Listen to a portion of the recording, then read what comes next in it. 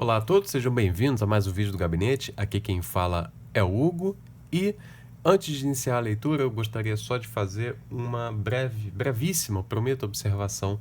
Eu não sei vocês, mas eu simplesmente não estou conseguindo ler enquanto tomo café.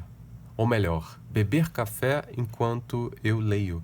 Eu tenho o hábito do café, infelizmente, não digo isso com orgulho, mas o calor anda tão insuportável, anda tão quente, que eu não consigo mais tomar café enquanto eu leio, né? Eu sei que tem gente que tem o hábito do chá, outros têm o hábito do café, outros simplesmente bebem água, tem gente que não bebe nada, só lê. Eu tenho muito esse hábito de tomar café, mas está tão quente que a única coisa possível de ingerir nesses tempos, nesse verão, é a água. Eu não sei se alguém aí está encarando alguma bebida quente, mas está tão difícil tomar café que eu realmente só consigo beber água. Se vocês observarem no final dos dizeres do banner daqui do canal, tá escrito assim, tem uma mensagem, no final tem reticências e 2 dedos de café. E eu não bebo mais café, né? Eu já tenho que mudar aí a proposta do canal. Vou botar 2 dedos de água porque tá realmente difícil tomar qualquer bebida quente nesse calor. E eu tô dizendo tudo isso só para desabafar com o quão quente está e para vocês terem uma ideia o que significa nesse calor ficar com uma blusa de manga comprida e luvas para manter para manter o padrão, para manter o formato aqui desse canal. Eu preciso passar aí por, digamos, pelo menos uns 30 minutos de um calor mais do que já está se eu não tivesse, mais do que eu estaria sentindo se eu não tivesse com nada disso. Mas vamos lá, sem mais delongas, vamos continuar a leitura de hoje. Eu havia no vídeo passado compartilhado com vocês uma leitura e eu espero que vocês tenham gostado, porque esse é um autor para mim muito caro. O Wilhelm Flusser é um desses intérpretes do Brasil, junto a tantos outros, né, que viveram aí o século XX, dentro ou fora do Brasil, brasileiros ou não, mas que interpretaram o Brasil. E o Flusser foi assim, a obra dele é de uma riqueza extraordinária, como eu falei no vídeo anterior, que é muito difícil você ler apenas um livro do Flusser, né? Até pelo tamanho dele, né? São livros pequenos, como eu falei, de uma linguagem mais ensaística, portanto mais palatável, mais fácil de degustar o texto, né? Eu acho que tem uma forte inspiração aí em certos autores, em certos estilos que fogem um pouco aí, talvez uma filosofia mais mainstream, uma filosofia um pouco mais dura.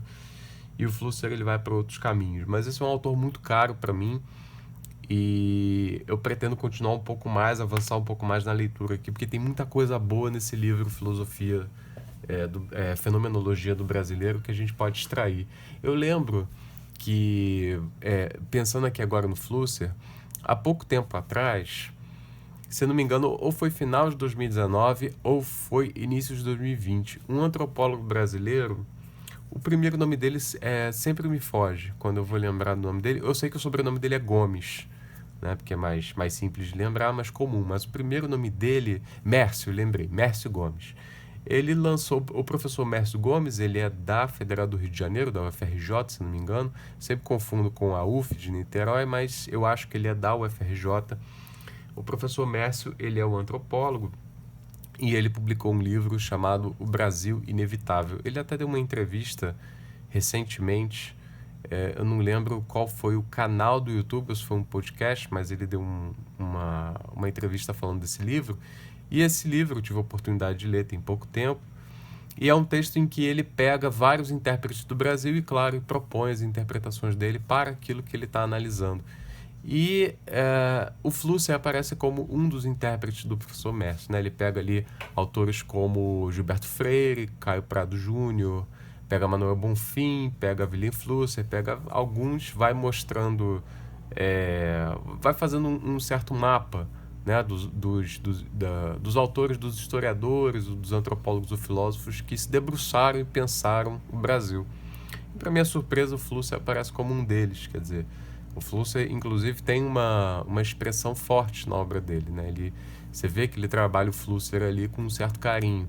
Isso me surpreendeu, porque é um antropólogo escrevendo sobre o Brasil e trazendo o Flusser, quer dizer, não é alguma coisa que você vê todos os dias. Então, eu vou até deixar a referência aqui na descrição desse vídeo, porque é um texto, a gente pode incluir o professor Mércio Gomes hoje como um intérprete do Brasil, assim como existem outros vivos hoje, como, por exemplo, a professora Lilia Schwartz, da USP, mas também e fugiu, deu branco, meu Deus, estou ficando velho. O professor, meu Deus, a gente lê os bestializados, a formação das almas. Tô trocando, simplesmente fugiu o nome do homem, né? O professor da FRJ também. Entre outros que estão vivos hoje, né? Mas, como eu falei no vídeo anterior, existem intérpretes que já faleceram, que deixaram obras extraordinárias, né? E eu acho que vale muito a pena aí a gente se debruçar sobre esse tipo de texto. Mas vamos lá. Vamos continuar aqui no capítulo 2, ele não enumera, né? O capítulo 1 é Em Busca de um Novo Homem, o capítulo 2 é Imigração, e vamos continuar aqui nessa interpretação do Brasil a partir da ótica de um intelectual refugiado, a partir de um imigrante. Vamos lá. Há na literatura que trata do problema da imigração uma curiosa lacuna. Parece que pouco ou nada tem sido escrito sobre um tema que se poderia chamar filosofia da imigração e imigração da filosofia. Embora o fenômeno da imigração tenha sido exaustivamente analisado de numerosos pontos de vista, especialmente nos países imigratórios, quase nada o foi do ponto de vista intelectual do intelectual imigrante. Isto é surpreendente, já que deve ser suposto ser justamente o intelectual o mais indicado para articular a situação existencial do imigrante. A explicação disto talvez seja esta: a situação imigratória é de difícil generalização, e a generalização é a meta da visão filosófica.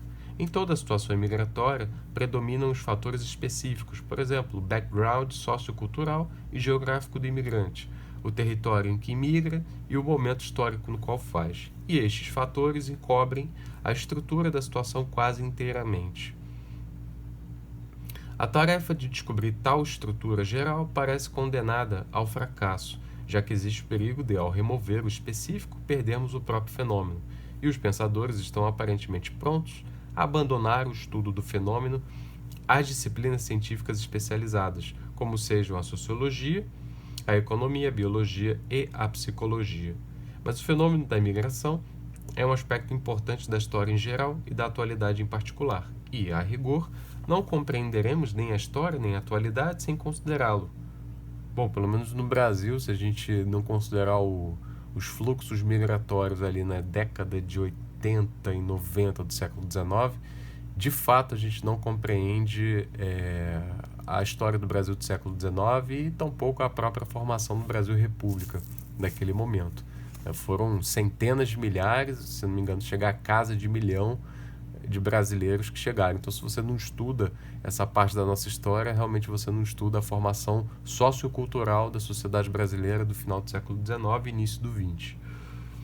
Blondel diz que a verdadeira história consiste de vidas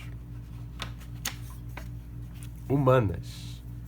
E a vida humana é metafísica em ato. Pois se a metafísica tem a ver com superação da situação, a vida imigratória será exemplo extremo da afirmativa blondeliana, já que tal superação lhe é começo. Portanto, uma descrição fenomenológica da situação imigratória pelo próprio imigrante deveria, a rigor, poder desvendar a estrutura de toda a vida humana, e isto não a despeito, mas por causa dos fatores específicos que a caracterizam.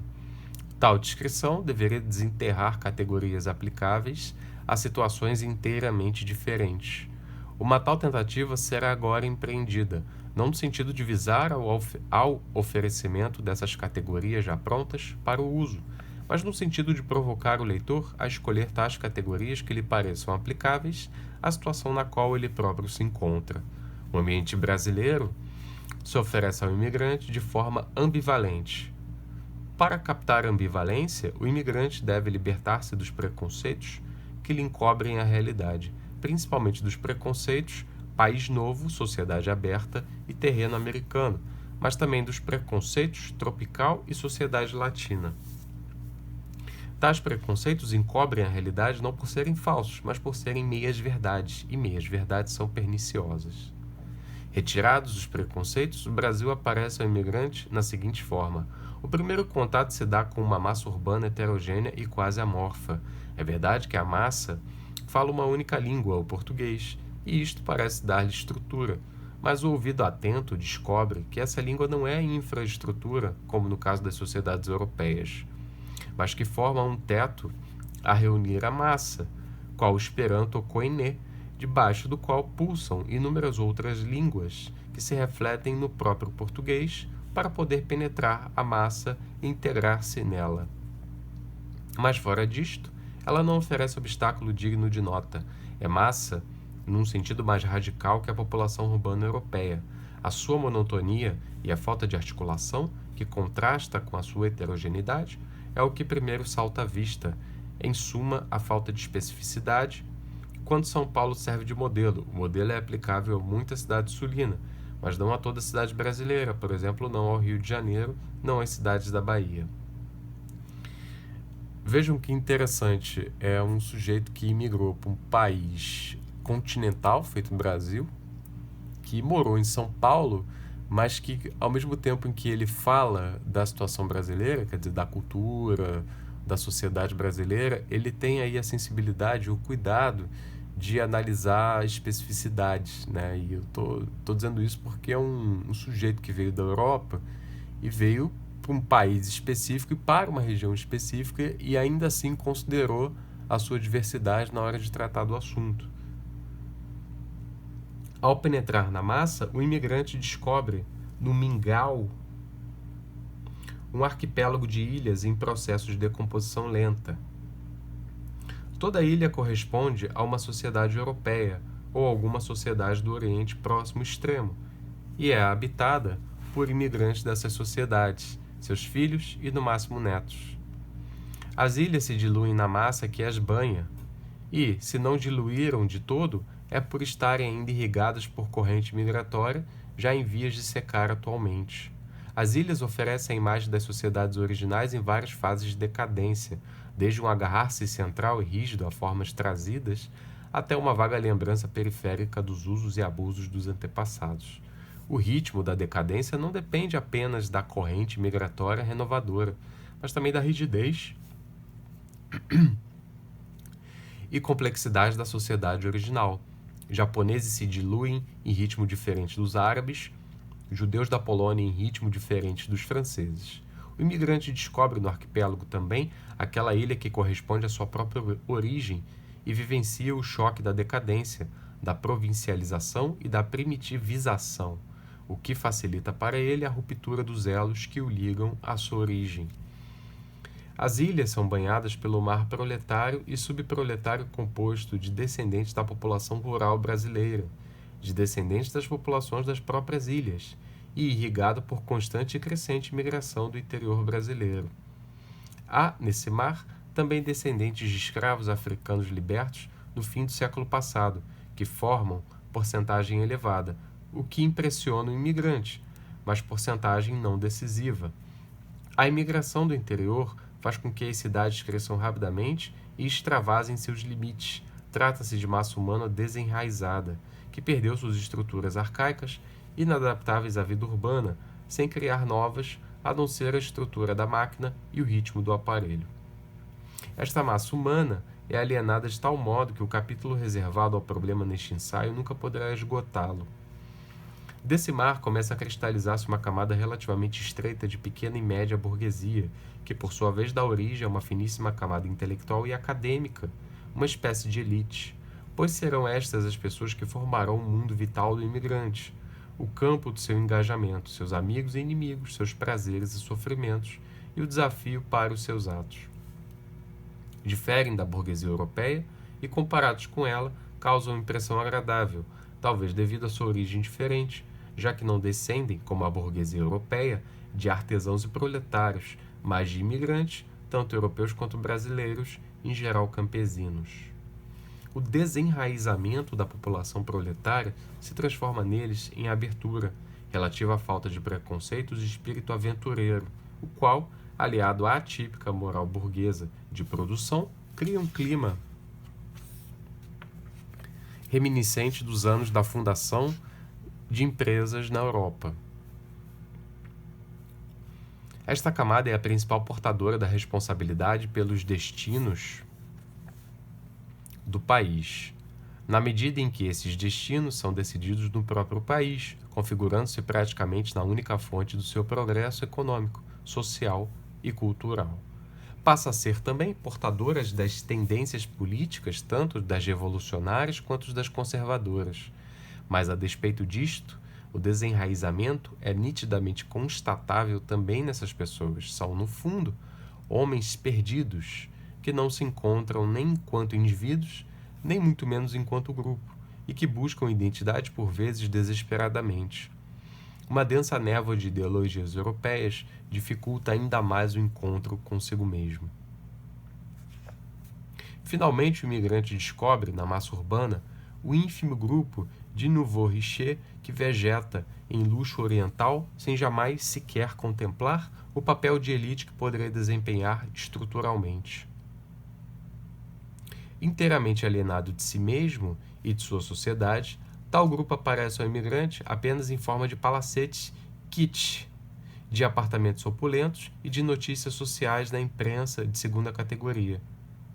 Serve apenas para salientar, por contraste, a miséria das cidades.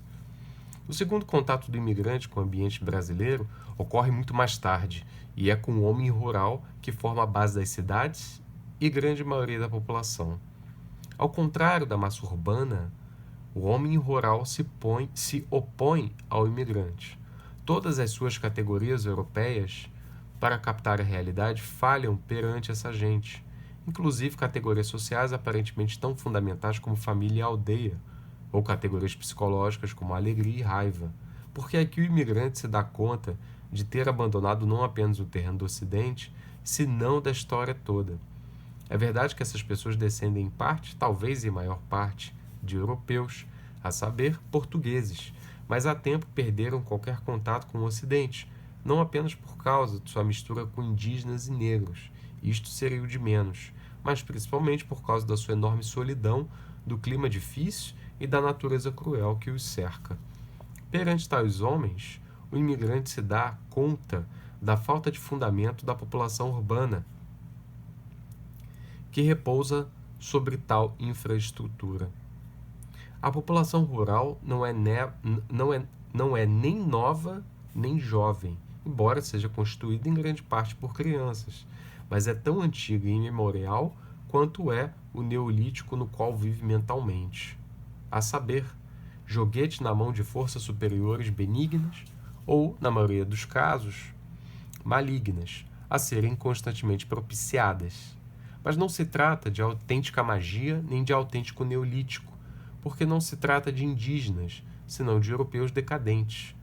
A inautenticidade dos ritos se exprime num secretismo caótico, ritos índios e negros e costumes europeus, superficialmente informados pelo catolicismo e pelo protestantismo americano, com leve dose de um curiosíssimo positivismo.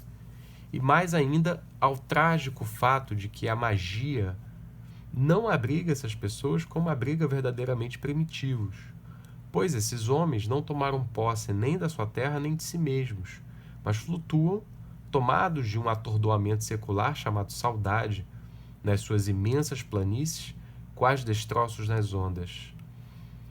Não que sejam nômades, como eram os índios, seus antepassados parciais, mas no seguinte sentido: não possuem o chão que cultivam de maneira arcaica, não brotaram raízes nele, e quando ocorrem catástrofes naturais ou outras, infelizmente comuns, abandonam a terra em ondas. São alheios a si mesmos e à sua terra, e olham espantados o mundo, inclusive o imigrante. Pode, no entanto, perfeitamente ser o caso de tudo o que ficou dito não passar de engano de um ocidental que procura interpretar fenômenos incompreensíveis. E ocidental não significa imigrante, apenas imigrante, mas também cientista brasileiro. Os fenômenos, o ficar parado na esquina olhando nada, o ficar acocorado nos calcanhares, as filas índias de descalços ao longo das estradas, a mulher descalça e vestida de camisa de algodão montada em mula, as crianças sujas brincando com vira-latas em chão batido das casas de lama, tudo isto engana, Porque o caboclo, que sofre de todas as doenças imagináveis, é capaz de resistência e esforço surpreendentes. Embora seja analfabeto e ignorante, dispõe de inteligência e ironia que formam uma fonte ainda nem sequer aproveitada para uma autêntica cultura do futuro. Porque, uma observação, muita atenção para essa palavrinha aqui, porque a questão do futuro, das reflexões sobre o futuro, elas sem dúvida atravessam as reflexões do Flusser em vários livros dele.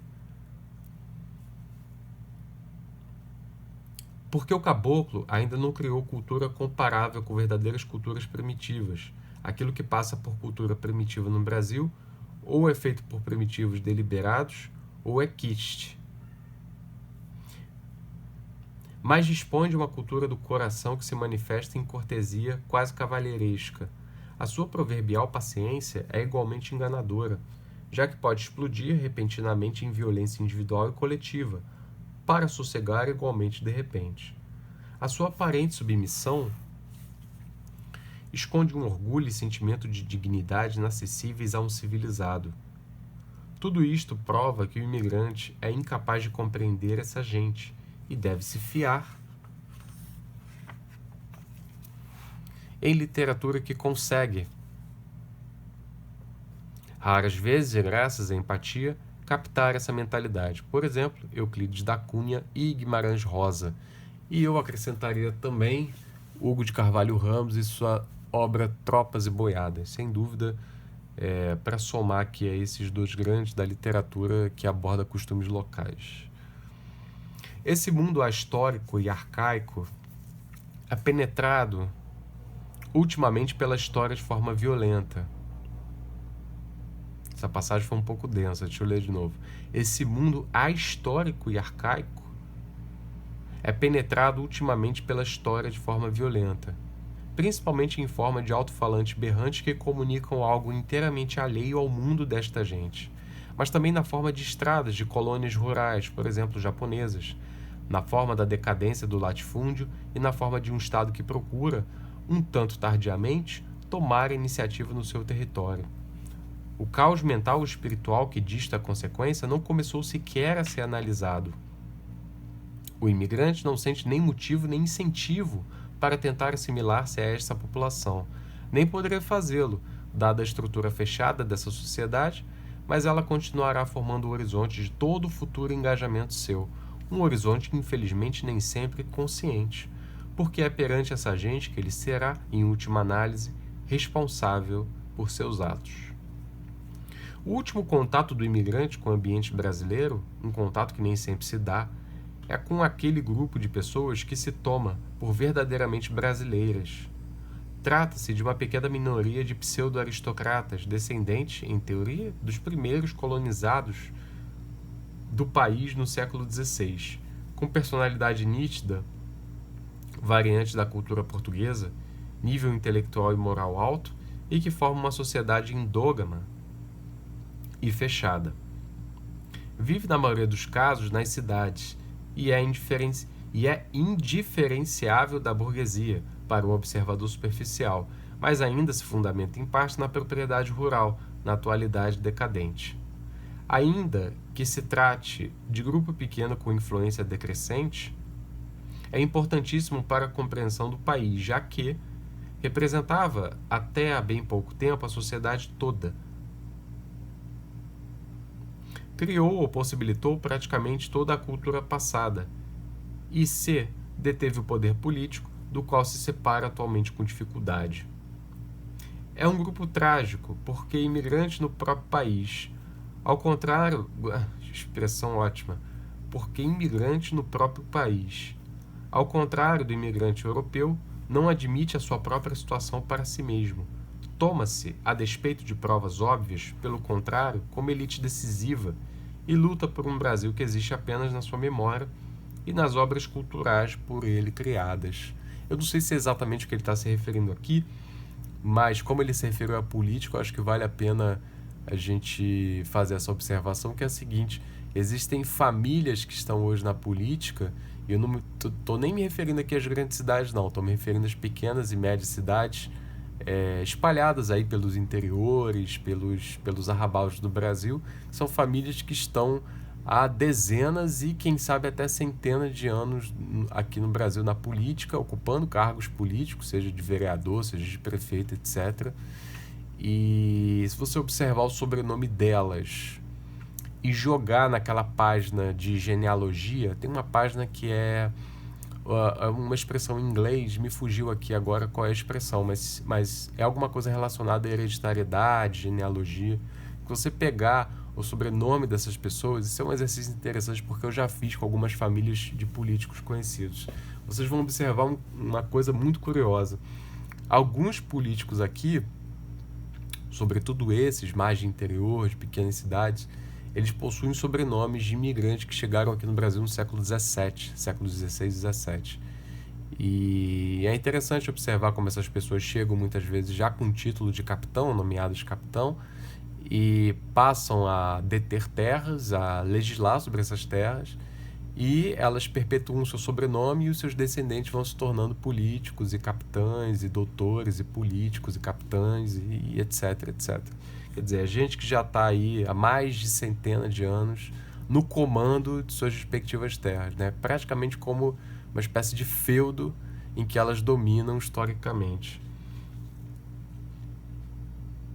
Ah, sim, e se vocês observarem também, no livro